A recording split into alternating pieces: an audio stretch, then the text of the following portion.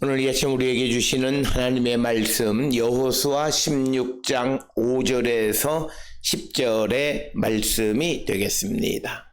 여호수아 16장 5절에서 10절에 있는 말씀 이제 한 목소리로 합독하시겠습니다. 에브라임 자손이 그들의 가족대로 받은 지역은 이러하니라. 그들의 기업의 경계는 동쪽으로 아다롯 앗달에서 윗벳 호른에 이르고 또 서쪽으로 나아가 북쪽 믹무다에 이르고 동쪽으로 돌아 다낫 실로에 이르러 야노아 동쪽을 지나고 야노아에서부터 아다롯과 나아라로 내려가 여리고를 만나서 요단으로 나아가고 또 답부아에서부터 서쪽으로 지나서 가나 시내에 이르나니 그 끝은 바다라. 에브라임 자손의 지파가 그들의 가족대로 받은 기업이 이러하였고 그 외에 므낫세 자손의 기업 중에서 에브라임 자손을 위하여 구분한 모든 성읍과 그 마을들도 있었더라. 그들이 게셀에 거주하는 가나안 족속을 쫓아내지 아니하였으므로 가나안 족속이 오늘까지 에브라임 가운데에 거주하며 노역하는 종이 되니라. 아멘.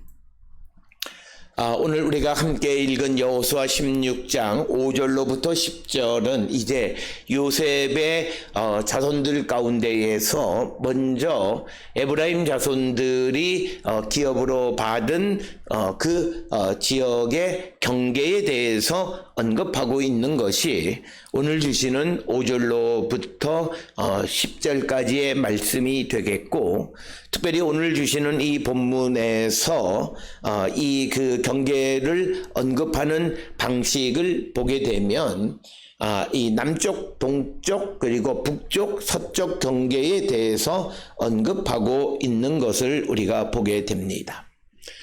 오늘 주시는 본문의 말씀을 보실 때 우리가 요셉의 아들 므낫세와 에브라임이 있어서 므낫세가 장자이고 에브라임이 차자입니다.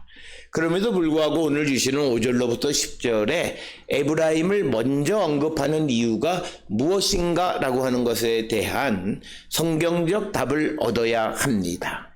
특별히 우리가 이것을 위해서는 무엇보다도 창세기 48장 이제 4절로부터 시작해서 이제 기록되어져 있는 요셉의 두 아들 므낫세와 에브라임에 대한 야곱의 축복에 관한 말씀을 우리가 이해해야 되겠고, 특별히 12절로부터 14절에 보게 되면 요셉이 야곱의 축복을 받기 위해서 장자인 므낫세를 야곱의 오른쪽에 그리고 둘째 아들 에브라임을 왼쪽에 두었지만 그러나 야곱이 축복할 때에는 오른손으로 에브라임을 축복했고 왼손으로 므낫세를 축복해서 손이 엇갈리게 이렇게 축복을 엇바꾸어 손을 얹었다. 이렇게 출애굽기 48장 14절에 기록이 되어져 있습니다. 따라서 혈연적인 관계에서 므낫세가 에브라임보다 앞서긴 하지만 그러나 신앙적 영적인 관점에서는 이제 에브라임이 어떤 그 요셉의 아들 가운데에서는 중추적 역할을 담당하게 되어졌다라고 하는 것입니다. 따라서 오늘 주시는 이 말씀, 특히 요셉의 아들들의 그 기업에 관한 이야기들을 우리가 이해하기 전 창세기 48장에서 야곱이 므낫세와 에브라임을 축복하는 그 과정을 통해서 우리가 한 가지 꼭 기억해야 되는 몇 가지 생각이 있습니다.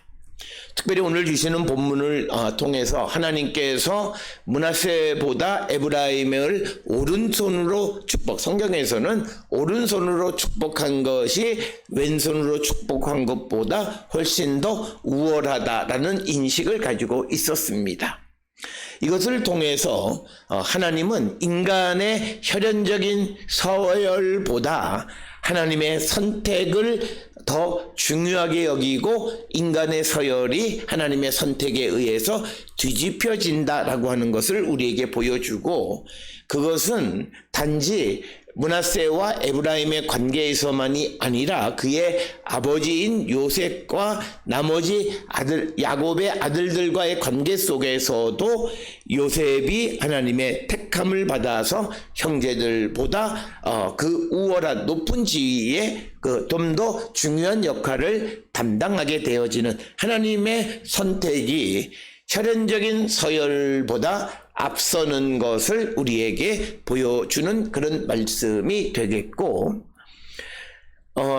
우리가 이 창세기 48장에서 이제 요셉이 자기 두 아들을 야곱으로부터 축복 기도를 받으려 하는 그런 과정 속에서 요셉이 원하는 것은 장자에게 야곱이 오른손을 얹고 둘째 아들 에브라임에게 왼손을 얻어주기를 원했지만, 그러나 야곱이 그 손을 엇갈려서 각각의 머리 위에 손을 얹었다라고 하는 것을 통해서 보면, 하나님은 사람의 원함대로 복을 주시는 분이 아니고 하나님의 선택에 의해서 복을 주시는 분임을 우리에게 분명히 가르쳐 줍니다.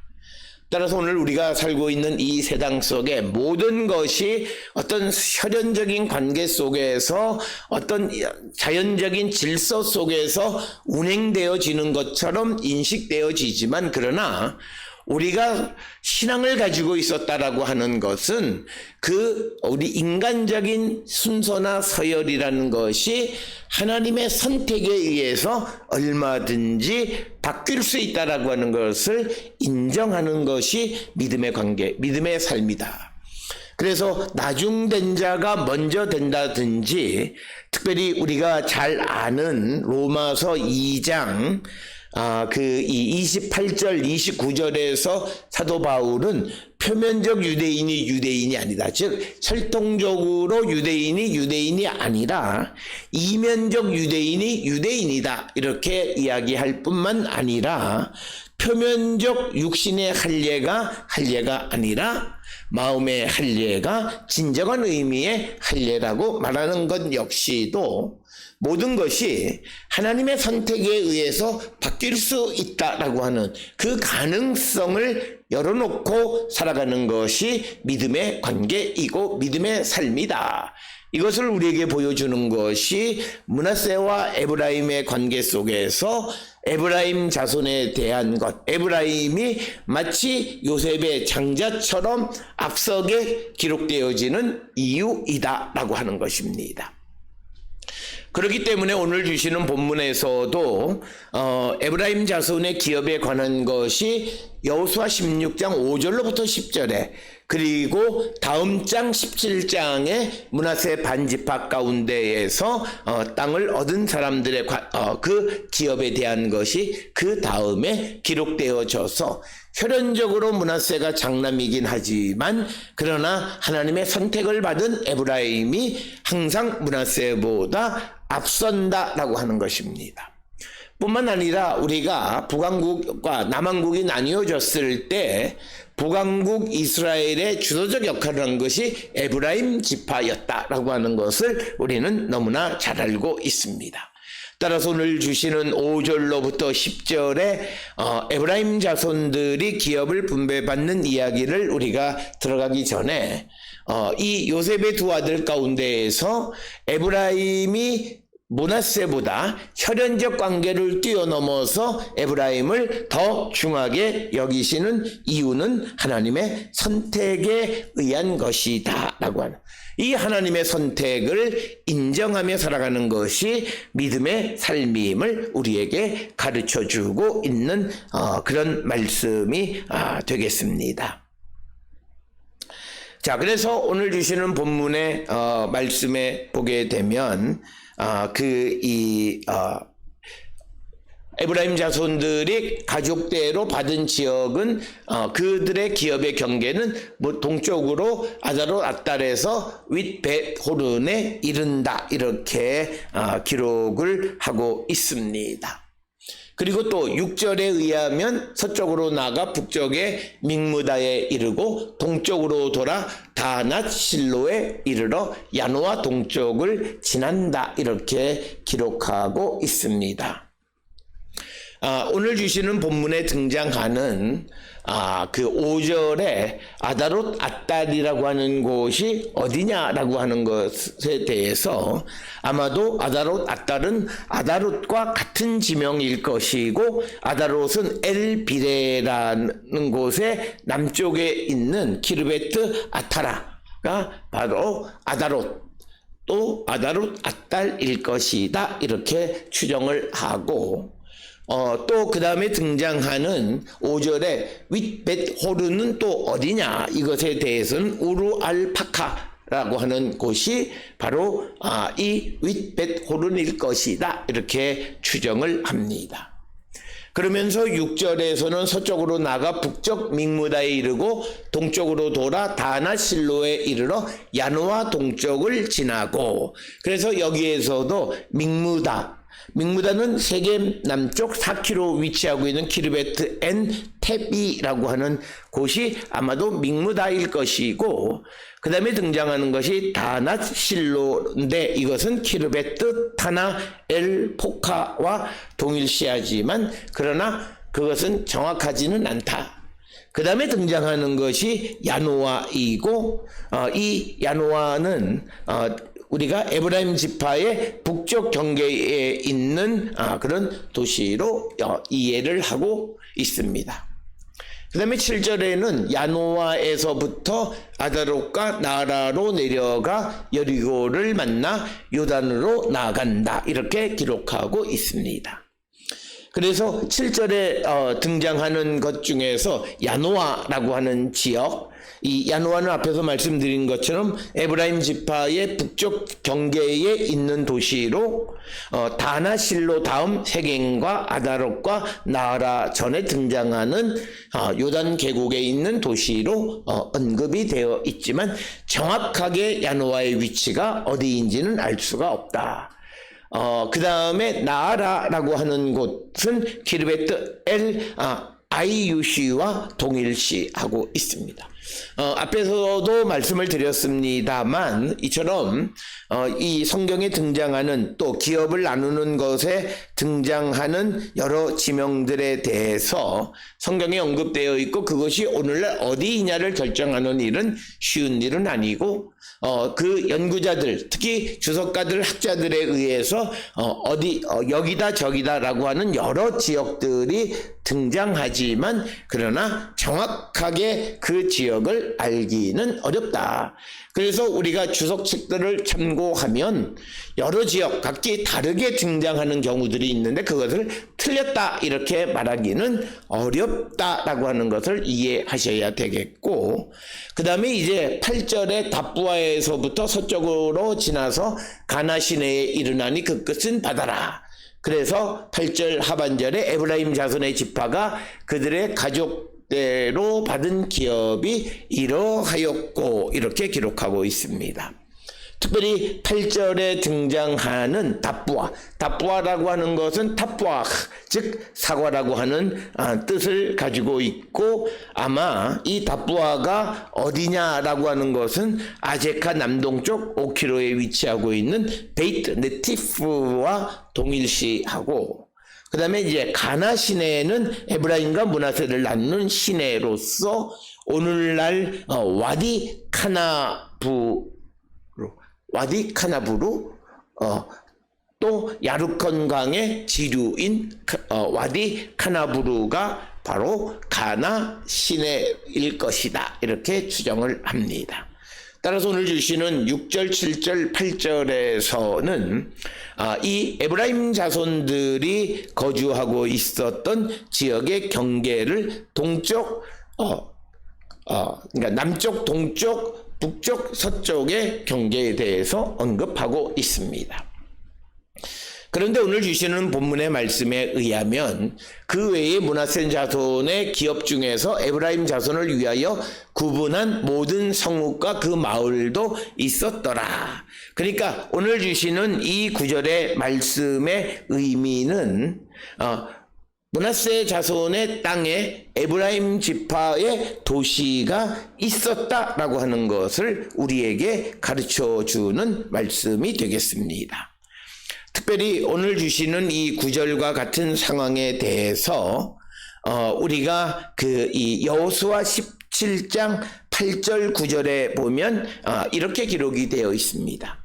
답부아 땅은 므낫세에게 속하였으되 므낫세 경계에 있는 답부아는 에브라임 자손에게 속하였으며, 그러니까 답부아 땅은 앞에서 8절에 등장하는 답부아가 원래는 므낫세 지파의 땅이었지만 므낫세와 에브라임의 경계에 있는 이 답부아가 에브라임 지파 자손들에게 속했다, 이렇게 기록하고 있어서 9절에 나오는 므낫세 자손의 기업 중에서 에브라임 자손을 위해서 구분한 성읍들과 마을이 있었다라고 하는 것을 우리에게 설명하고 있고, 또 이어지는 여호수아 17장 9절에 또 경계가 지나 가나 시내로 내려가서 그 시내 남쪽에 이르나니 므낫세의 성읍 중에 이 성읍들은 에브라임에게 속하였으며 므낫세의 경계는 그 시내 북쪽이요 그 끝은 바다다.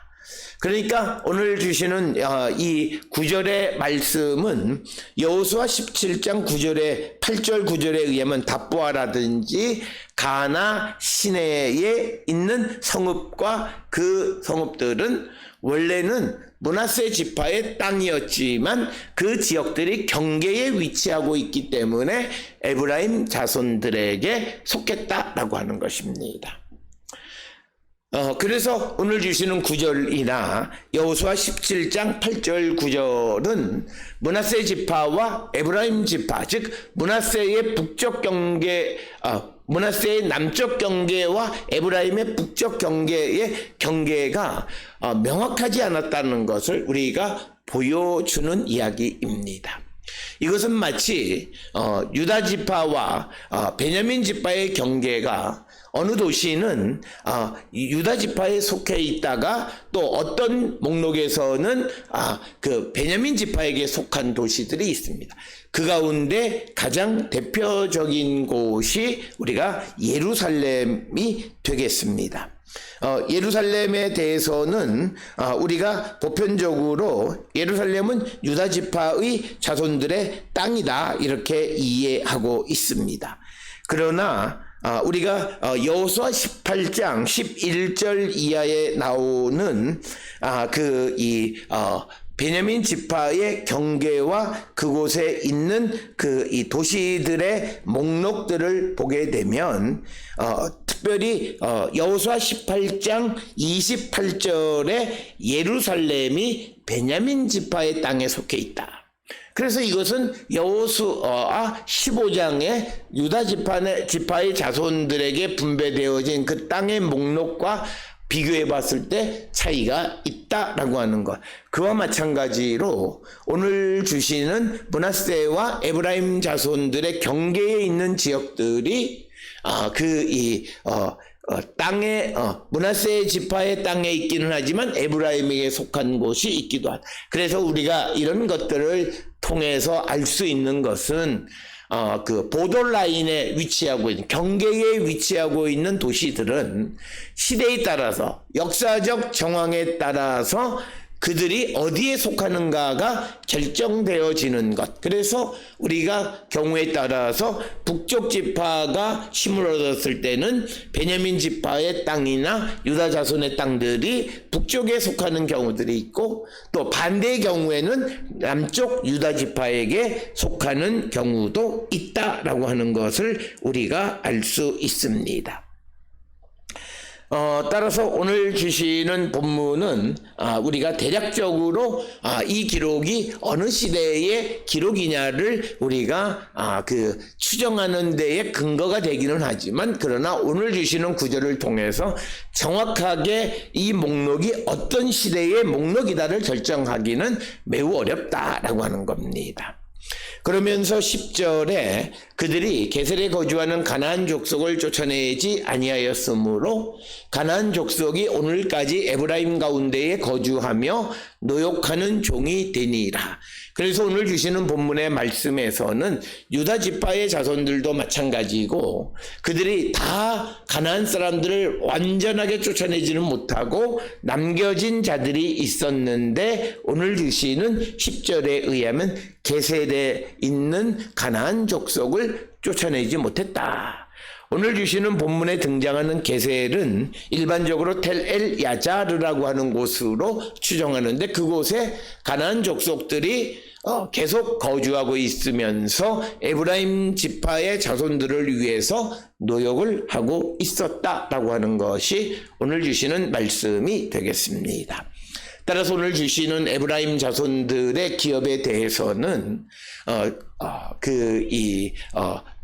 경계에 대해서 언급하고 있습니다. 그래서 이것이 좀 특징적인 것이 뭐냐면 우리가 앞에서 보았던 유다 지파는 경계와 그것에 속한 도시의 이름이 등장했는데 오늘 주시는 에브라임 자손들에 관한 것은 단지 경계만 등장하지 그러나 어떤 도시들이 그곳에 속한다라고 하는 것은 등장하지 않는다라고 하는 것이고 더 나가서 유다 자손뿐만 아니라 이제 이 여호수아서 18장에 있는 베냐민 자손들에 관한 기록들에도 보면 그들도 경계와 도시들을 언급하고 있지만 우리가 에브라임이나 므낫세들에서는 경계만 언급하고 있다라고 하는 것입니다. 그 다음에 이제 우리가 17장에서 다시 한번 다루겠지만 그런데 에브라임과 므낫세는 그들이 이처럼 땅을 분배받고 그것에 만족하지 아니하고 더 달라고 요구하는 내용이 여호수아 17장 14절로부터 끝까지 등장하고 있는 것을 보게 됩니다. 그래서 에브라임 즉 요셉의 아들들인 에브라임과 므낫세 자손들은 하나님이 그들에게 주신 것에 만족하지 못했다라고 하는 거죠. 이런 현상은 이제 우리가 남북왕국이 나뉘어진 후에 남쪽 유다와 북쪽 이스라엘 사이에 항상 전쟁이 있어서 땅을 기업으로 받았지만 그래서 이 기업의 경계는 옮길 수 없음에도 므낫세와 에브라임이 자기들이 분배받은 땅을 만족하지 못했기 때문에 영토의 침략 그래서 어떤 지역들이 이 지파 저 지파에 속하는 일들이 벌어지게 되어졌다라고 하는 것입니다.